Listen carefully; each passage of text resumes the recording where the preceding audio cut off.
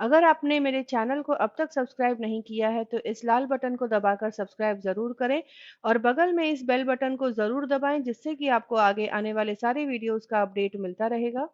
आज मैं आप लोगों के लिए लेकर आई हूँ Chinese pasta recipe. Chinese flavour में पास्ता सबको बहुत पसंद आता है। चाइनीज़ बनाने के लिए जो सब्जियां लगती हैं वो ज़्यादातर घर में मौजूद होती हैं, अगर नहीं तो मार्केट में आसानी से मिल जाता है। सॉसेस हम घर में स्टोर करते हैं, तो कभी भी चाइनीज़ बनाना काफ़ी आसान होता है। तो सबसे पहले मैं पास्ता उबाल के तैयार कर लूँगी, जिसके लिए एक बड़े भगोने में मैंने पानी ले लिया है, डाल दिया है 2 बड़े चम्मच तेल, नमक स्वाद अनुसार, और इसके बाद यहाँ ले लिया है मैंने करीब 200 ग्राम पास्ता। इसे 10 मिनट के लिए इस पानी में पका लूँगी। पानी खौलने के बाद ही मैंने पास्ता को इस तरह से पानी में डाला और इस तरह से अच्छे से मिक्स करके इसे पका लेना है। 10 मिनट में पास्ता उबल के तैयार हो जाएगा। अब एक पास्ता लेकर उसे चेक कर लें, अगर वो अच्छे से कट जा रहा है यानी कि पास्ता हमारा उबल गया है। और 10 मिनट बाद पास्ता को उबलते पानी में से एक भगोने में निकाल लेना है। इसके बाद इसे एक बार ठंडे पानी से धो लें ताकि ये आपस में चिपके नहीं। तो पास्ता उबाल लेने के बाद अब हम बनाएंगे सॉस, जिसमें हम पास्ता को डालकर चाइनीज़ फ्लेवर देंगे। यहाँ पर कढ़ाई में मैंने ले लिया है 5 से 6 बड़े चम्मच तेल। तेल गरम हो जाए उसके बाद इसमें डाल दिया है 1 छोटा चम्मच सफ़ेद तिल। तिल को थोड़ा भून लें। तिल से बहुत अच्छा टेस्ट आता है इस तरह से चाइनीज़ की अगर कोई आप सॉस वाली रेसिपी बनाएं। इसके बाद इसमें मैं डाल दूँगी 2 बड़े चम्मच बारीक कटा हुआ लहसुन और 2 बड़े चम्मच दरदरा कूटा हुआ अदरक। अब इसे मीडियम आंच पर थोड़ा सा भून लूँगी। इसे बहुत ज़्यादा ओवर कुक नहीं करना है। इसके बाद इसमें मैं डाल दूँगी करीब 3 हरी मिर्च बारीक काट कर ले ली है। इससे हल्का सा स्पाइसीनेस आ जाएगा। वैसे आप हरी मिर्च अपने फ्लेवर के हिसाब से कम या ज़्यादा कर सकते हैं। अब मैं इसमें डाल दूँगी 1 कप बारीक कटा हुआ हरा प्याज। तो जो प्याज वाला हिस्सा है उसे बारीक काट कर ले लिया है। इसे थोड़ा सा भून लूँगी करीब 1 मिनट के लिए। यहाँ पर सब्जियों को तेज़ आंच पर ही भूनें और बहुत कम वक्त के लिए भूनना है, उनको ओवर कुक नहीं करना है।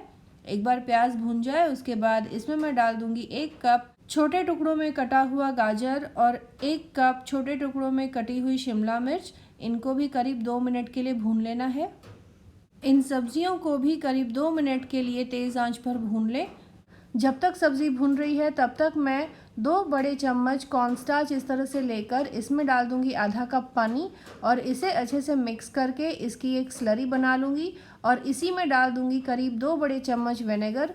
विनेगर एकदम आखिर में यूज़ करना है, तो मैं इसी के साथ विनेगर को यूज़ करूँगी। अब मैं डाल दूंगी कुछ सॉसेस, जैसे कि 2 बड़े चम्मच यहाँ पर डार्क सोया सॉस डाला है, 2 बड़े चम्मच रेड चिली सॉस।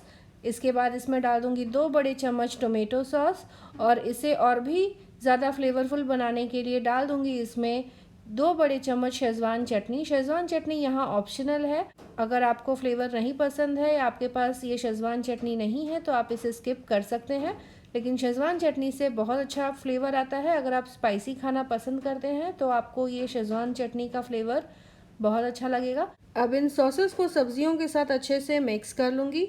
इसके बाद इसमें मैं डाल दूँगी 2 कप पानी और उबाल आने तक पका लेना है। पानी में जैसे ही हल्का हल्का उबाल आने लगे इसमें मैं डाल दूँगी कॉर्नस्टार्च की स्लरी। इसी के साथ मैंने विनेगर भी मिक्स किया हुआ है। इसे डालने के बाद करीब 2 मिनट के लिए पका लेना है, जिससे कि काफ़ी अच्छी कंसिस्टेंसी आ जाएगी। इस सॉस में काफ़ी अच्छा गाढ़ापन आ जाएगा। तो इस तरह से इसे अच्छे से मिक्स करके करीब 2 मिनट के लिए पका लें। इसी के साथ इसमें मैं डाल दूंगी नमक स्वाद अनुसार। ध्यान रखें कि जितने भी सॉसेस मैंने यूज़ की है सभी में नमक होता है। पास्ता उबाला है उसमें भी नमक डाला था, तो हिसाब से ही आप नमक डालें। यहाँ पर सॉस हमारा बनके तैयार हो गया है। तो यहाँ पर आप देख सकते हैं कि सॉस पक गया है और काफ़ी अच्छी कंसिस्टेंसी आ गई है उसमें। तो अब मैं इसमें डाल दूँगी उबला हुआ पास्ता और अच्छे से इसे मिक्स करके करीब 1 से 1.5 मिनट के लिए थोड़ा सा और पका लें, जिससे कि सॉस का पूरा फ्लेवर पास्ता में अच्छे से मिक्स हो जाएगा। एकदम हल्के हाथों से पास्ता को सॉस में मिक्स करें ताकि ये टूटे नहीं। और एक और बात का ध्यान रखें, पास्ता को अब ओवर कुक नहीं करना है, नहीं तो ओवर कुक होने की वजह से भी पास्ता टूटने लगेंगे। पास्ता यहाँ पर सॉस में अच्छे से मिक्स हो गया है। तो अब हरे प्याज का जो हरा वाला हिस्सा होता है यानी कि हरे प्याज का पत्ता, उसे बारीक काट कर ले लिया है। इसे डालकर अच्छे से मिक्स कर लूँगी।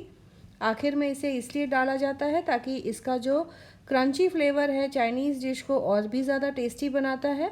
तो यहाँ पर हमारा चाइनीज़ फ्लेवर का पास्ता बनके तैयार है।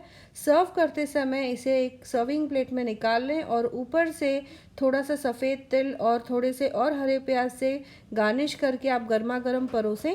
बहुत ही टेस्टी लगता है ये, तो बच्चों के लिए काफ़ी अच्छा ऑप्शन है। तो यहाँ पर ये देखिए, इसे मैं एक बोल में इस तरह से निकाल लूँगी। तो आप ये चाइनीज़ फ्लेवर का पास्ता इस तरह से ज़रूर ट्राई करें और कमेंट करें अपने एक्सपीरियंस के बारे में। अपने दोस्तों और रिश्तेदारों के साथ इस रेसिपी को ज़रूर शेयर करें। मिलते हैं अगले एपिसोड में एक और इसी तरह से टेस्टी रेसिपी के साथ।